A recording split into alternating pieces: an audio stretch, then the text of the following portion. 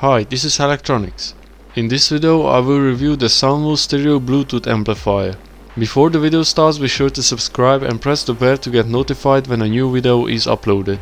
This board was ordered from AliExpress. As always, you can find the link in the description. This is the original packaging, but the 3 connection wires were not included, only the module itself. The 3 connection wires were taken from the DWCT14 Plus module, 2 for the stereo output and 1 for the power supply. The packaging has a QR code, you can pause the video if you want to scan it. Using my digital caliper I can measure the size of the board. It is 70mm long, 40mm wide and 7.5mm high. It has a total of 4 connectors and a switch. 2 output connectors, 1 battery and 1 micro USB connector also for power. With the switch the source of the power can be selected, battery or micro USB. Let's move on to the presentation of the ICs and circuit components. On the small red board the Bluetooth receiver IC can be found. This is the heart of the board. This receives the music from your phone and forwards it to the amplifier ICs.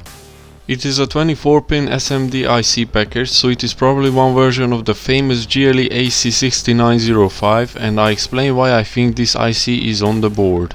This is the pinout of the AC6905 taken from the datasheet. The majority of the pins correspond with the IC on the board. For example, to the right there is the antenna for the Bluetooth receiver IC. On the datasheet picture the pin 21 leads to BTRF, which is the antenna. As you can see, the pin 21 on the board is actually connected to the antenna. Pin 6, the DACR or right output, and pin 7, the DACL or left output, goes also to the corresponding amplifier ICs. 2 Class D 16-pin SMD power amplifier ICs are used to amplify the audio signal, one for each channel. After some research I found that Heroic Technology HT8692 is corresponding to the ICs found on the board. Here's the diagram of the IC from the datasheet. Pin 13 is the positive input and as you see it is the same on the board. Pin 10 and 12 is the negative and positive output, also on the board. The rest of the circuit will be presented when the board is powered. The backside of the board is rather simple compared to the front. Only few traces can be found and a big ground plane. The star grounding design is used. As you see, all the ground is connected in one point. This helps to eliminate the ground loop noise. If the front side is overlapped, it can be noticed that this star point is exactly underneath the capacitor. That point joins the power supply, the Bluetooth circuit, the left and right channel amplifier's ground. Let's power up the board and see it working. To power up, a normal micro USB cable, a 5V power supply or a lithium-ion battery can be used. First I will use a 5V 2A SMPS power supply, both from AliExpress, then later I will use a micro USB cable. After connecting to the power supply and the multimeter to measure the current drain, turning the switch to on position resulted the blue LED to start blinking fast. This means that the device is in the pairing mode. On the Bluetooth device list you have to search for Special Audio with X. The sound confirms that the pairing was successful. As you may have noticed, the Quiescent current before pairing was around 30 mA. After successful pairing this decreases to 25 mA. As soon as music is played on low volume it increases to 60 mA. I play some music to test if the board is working well.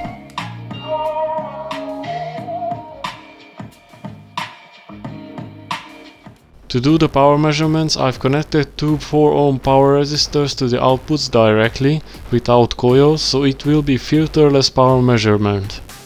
I had to disconnect the multimeter because when the current draw increased due to higher volume, the board just restarted several times and didn't work properly. As you see, this happened here. When the current draw reached 1.6 amps, the board just stopped working. When I've taken out the multimeter from the circuit it was working well, but I couldn't measure the current draw at higher output volume. With the help of the oscilloscope I could measure the highest RMS voltage output, which was 3.68 volts. This means 3.38 watt output power into 4 ohm load per channel. After this I've connected a 0.3 ohm coil with a 3.9 ohm resistor, which resulted in a 4.2 ohm load, so I could measure the output power with filtered clean sine wave. The result was not so good, 2.96 volts RMS, which means 2.08 watt power with 4.2 ohm load per channel. A slight change can be noticed at full volume. The top and bottom peaks of the sine wave are attenuated. This is made by the anti-clipping function of the amplifier IC's SW-HF69B. This function detects output signal clip and suppresses the output signal automatically. On the left diagram it is shown that if the ACF is on, the output RMS voltage reaches around 4 volts with 4 ohm load, which is similar to what I have measured. This means that the amplifier ICs can't really exceed 4 watts output if the ACF is on. The SW-HF69B has a built-in boost converter in order to achieve higher power supply voltage and higher output power. Measuring the pin 5 and 6 with the oscilloscope, which are the LX pins on the datasheet, is the internal switch input, and the oscilloscope shows 6.5 volts peak to peak. Notice that this voltage is not a stable DC voltage, and as I increase the volume of the music, the ripple intensifies.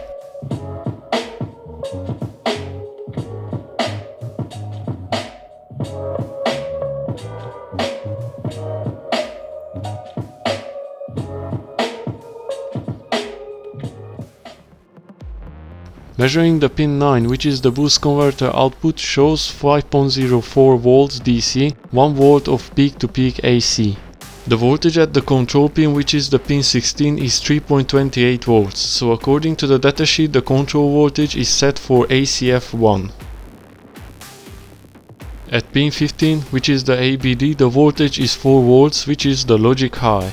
This sets the amplifier IC to work as a Class D amplifier. The next step was to measure the heat dissipation of the amplifier ICs. The temperature of the SW-HF69B with a 300 Hz sine wave at full output power is stable. After 2 minutes of constant sine wave, output to 4.2 ohm load resulted to heat up to 30 degrees Celsius. Besides the thermal protection, this IC has overcurrent protection and low voltage malfunction prevention function. You can read more about these in the datasheet. Let's move on to the micro USB power supply and the battery charge management circuit. If a micro USB cable is used, I recommend at least the 5V 2A rated charger, because this board draws more than 1 amp current at higher volume. The board works with both on and off switch position when it is powered from USB, but sometimes it works with problems when the switch is at on position.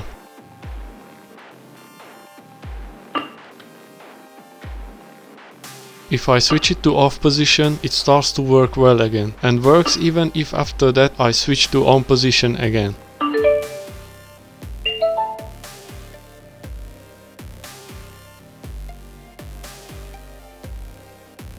I've measured also if the board would charge a lithium-ion battery, and the multimeter showed 4.14 volts at the battery connector while the switch was at off position. If the switch is moved to on position, this voltage rises to 4.2 volts. This means that the board would charge a lithium-ion battery in both on and off state of the switch. Finally, some more information about this board. The lowest supply voltage is around 3.4 volts. My variable voltage supply shows 3.5 volts, but due to voltage loss on the lines, it is around 3.4 volts. This feature protects the lithium-ion battery from over-discharge. The working range of the Bluetooth board is around 7 meters, which is usual for a board with a GLE AC6905 Bluetooth receiver IC. The lowest frequency response that I could measure was 20 Hz using the resistor coil combination load. Unfortunately, I couldn't measure the highest frequency response with the resistor coil load. It was attenuated and without filter was uncertain to define. The price of this board ranges between $4 and $7, which is a great price. I highly recommend this board. It is one of the best choice for delivering high power stereo audio with a single lithium-ion battery or 5 volts power supply. Thank you for joining this journey on this small board. Leave a like if you want to see more videos like this.